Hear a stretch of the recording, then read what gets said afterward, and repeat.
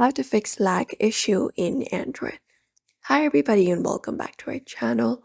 In today's video, we are going to provide you with quick fixes that we can follow up in order to fix that issue on an Android device and solve the working slow problem. So let's get started without any delay. So the first thing we can do is we can restart our phone. We can hold our power button and look out for the restart option. A simple restart closes hidden processes and clear out the RAMs often fixes the immediate lag.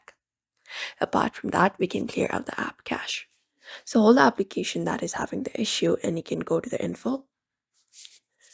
And once we open it up, we can just go over to the storage section and look out for the option called clear cache and clear out the cache. You can also do the same for other applications that is having the lag.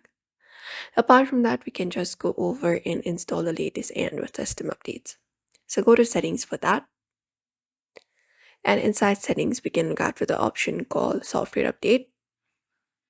Tap on it and download and install the latest version of system updates for our device.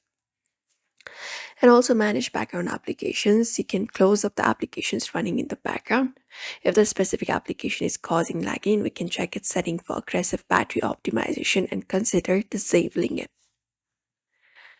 And if nothing else works, we can back up our data and perform a factory reset.